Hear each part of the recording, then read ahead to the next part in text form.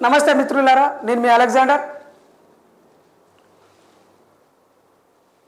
మనం చూస్తున్న న్యూస్ గతంలో ఉంది, మరి ఎందుకు వార్తల్లోకి ఉంది?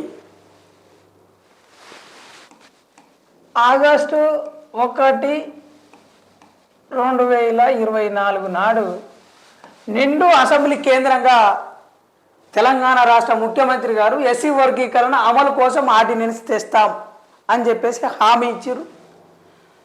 ప్రస్తుతం ఉన్న నోటిఫికేషన్లు, మరి గతంలో ఇచ్చిన నోటిఫికేషన్లు ఏవైతే ఉన్నాయో వాటికి సంబంధించి ఉద్యోగ నియామకాల్లో ఎస్సీ వర్గీకరణ అమలు చేస్తామని చెప్పేసి హామీ ఇవ్వడం జరిగింది. ఆ తర్వాతకి మంత్రి వర్గ ఉపసంఘం వేసిండు. ఒక సైడు అధ్యయనం జరుగుతూ ఉంది. అసెంబ్లీ కేంద్రంగా మరి మాదిగ మేధావులు ఎవరైతే ఉన్నారో వాళ్ళు కూడా వెంటనే బిల్లు పెట్టించైనా వర్గీకరణ చేపించే దగ్గర మేము ఉంటామని చెప్పేసి వాళ్ళు కూడా హామీ ఇవ్వడం జరిగింది. కానీ రీసెంట్లీగా డిఎస్సికి సంబంధించి 11,000 ఉద్యోగాలు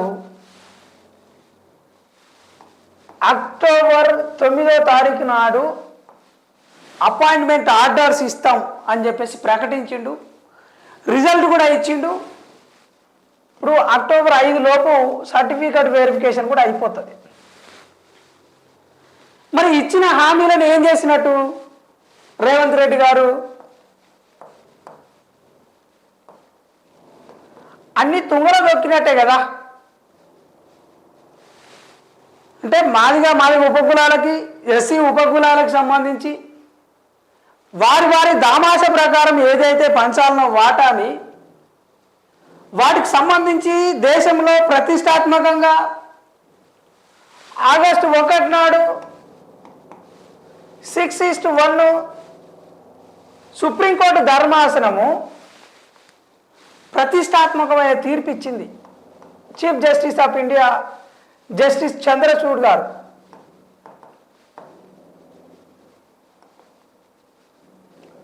మరి ఎందుకని నీరు గారుస్తూ ఉన్నారు?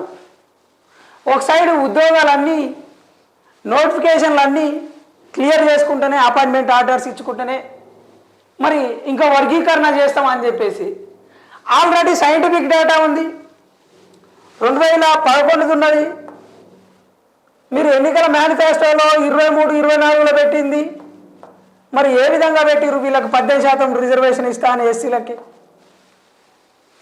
లేదు అని అంటే కేసీఆర్ చేసిన సమగ్ర కుటుంబ సర్వే ఉన్నది. సమగ్ర కుటుంబ సర్వే దాని ప్రకారం కూడా లెక్కలు ఉన్నాయి.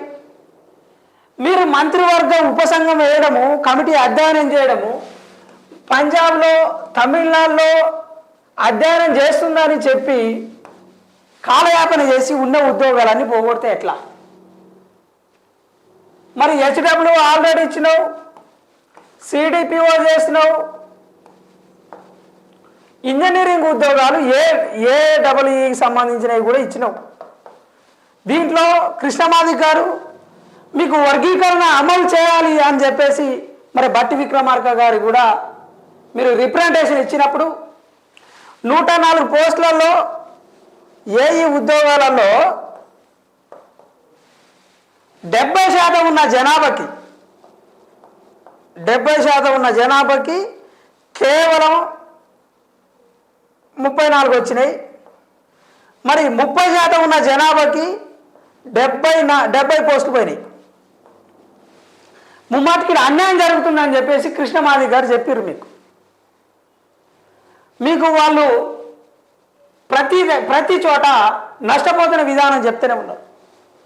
ఈ 30 ఏళ్ల ఉద్యమ పోరాటంలో ఎంఆర్పిఎస్ అనుబంధ సంఘాలు ప్రధానంగా ఆరోపిస్తున్నది, వాళ్ళు చట్టబద్ధంగా ఫైట్ చేస్తున్నది దేనికోసము అన్నదానికి తెలంగాణలో 59 ఉపకులాలు ఉన్నాయి.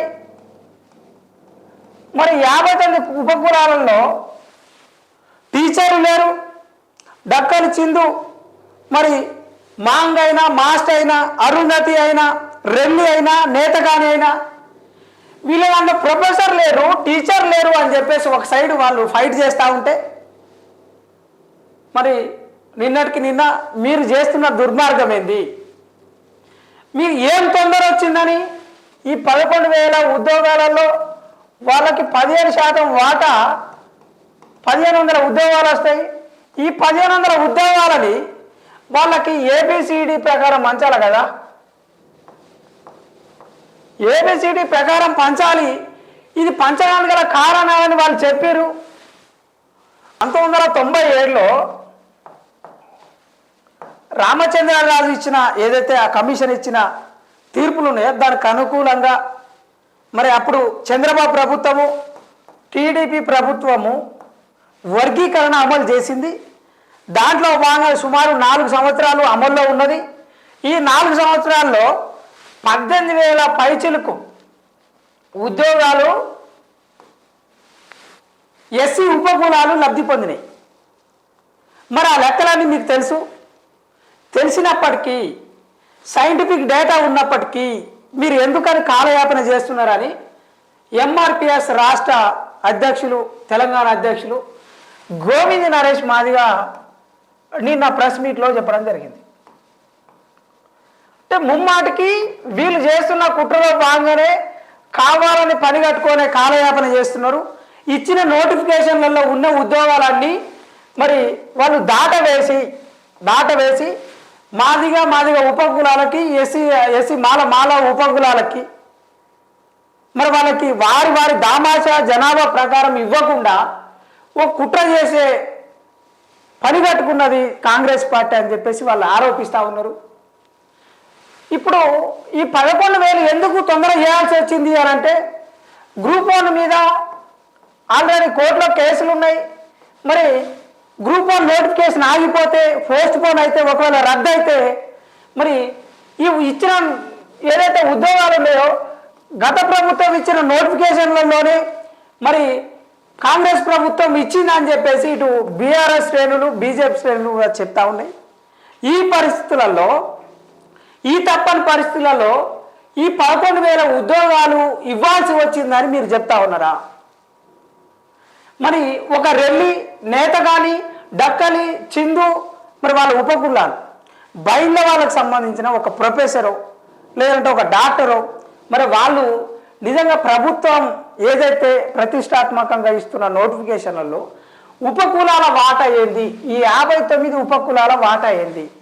కేవలం మాదిగలకు మాత్రమే న్యాయం జరిగితే సరిపోతుందా అనేది కూడా కాంగ్రెస్ ప్రభుత్వం ఎందుకు ఆలోచించడం లేదు అనేది మేధావుల ప్రశ్న. మరి ఏబిసిడి వర్గీకరణ ఇతర రాష్ట్రాల కంటే ముందు మేమే అమలు చేస్తామని గౌరవనీయులు రాష్ట్ర ముఖ్యమంత్రి గారు రేవంత్ రెడ్డి గారు నిండు అసెంబ్లీలో చెప్పిండు. సుప్రీం తీర్పుని స్వాగతిస్తున్నాం సభలో సీఎం రేవంత్ రెడ్డి ప్రకటన. ఇవన్నీ చరిత్రలో రికార్డ్ అయిన సాక్ష్యాలు. నిండు అసెంబ్లీ కేంద్రంగా మాట్లాడడం అంటే అది చట్ట ఉల్లంఘన అవుతుంది అనేది కూడా గమనించాలి. ఇకనైనా ఇప్పుడు వచ్చే ఉద్యోగాల్లో అవి గ్రూప్ 1 అయినా 2 అయినా 3 అయినా అదేవిధంగా ఏ ఉద్యోగాలున్నా వాటిల్లో ఏబిసిడి వర్గీకరణ ప్రకారం ఇవ్వాలని చెప్పేసి ఎంఆర్పిఎస్ కార్యవర్గము మన మేధావులు ఎంఎస్ఎఫ్ విద్యార్థి నాయకులు డిమాండ్ చేస్తూ ఉన్నారు కాంగ్రెస్ ప్రభుత్వాన్ని. ఈ విషయాన్ని ఒకవేళ మీరు మర్చిపోతే స్థానిక సంస్థలలో వచ్చే ఎన్నికల్లో లేదు అనంటే మున్సిపాలిటీ ఎన్నికలలో ఎంఆర్పిఎస్ ఎంఎస్ఎఫ్ యొక్క వాళ్ళ వ్యతిరేకత ఏందనేది కూడా కాంగ్రెస్ పార్టీ ఆలోచించుకోవాలి. మిమ్మల్ని గద్దె దింపడము పెద్ద ఇబ్బంది ఏం కాదు. కాంగ్రెస్ పార్టీ మరి ఏ విధంగా మభ్యపెట్టి వర్గీకరణ చేస్తామని మరి రాహుల్ గాంధీ సోనియా గాంధీ గతంలో మరి వైఎస్ఆర్ ఇట్లా అందరూ హామీలు ఇచ్చిన వాళ్ళే అసెంబ్లీ కేంద్రంగా బిల్లులు పెట్టిన వాళ్ళే. కానీ వర్గీకరణ చేయకపోవడం విడ్డూరం. ఇప్పటికైనా అమలు చేయాలని చెప్పేసి ఎంఆర్పిఎస్ వర్గాలు హెచ్చరిస్తూ ఉన్నాయి.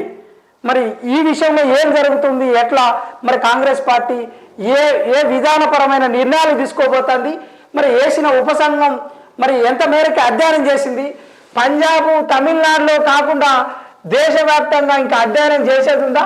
మరి ఉన్న ఉద్యోగాలన్నీ పంచిపెట్టిన తర్వాత చేస్తుందా చేయదా? మరి కార్యవర్గంలో ఎంఆర్పిఎస్ కార్యవర్గంలో మరి ఏ విధంగా చర్చలు జరుగుతున్నాయి? కాంగ్రెస్ పార్టీకి ముమ్మాటికి వాళ్ళని ఎదుర్కొంటాము, కాంగ్రెస్ పార్టీని గద్దె దింపే దగ్గర ఎంఆర్పిఎస్ ఎంఎస్ఎఫ్ ఈ యొక్క మేధావర్గము కార్యకర్తలు మరి ముందుంటారా అని చెప్పేసి గోవింద్ నరేష్ మాదిక్ గారు హెచ్చరించినట్టు తెలుస్తా ఉంది.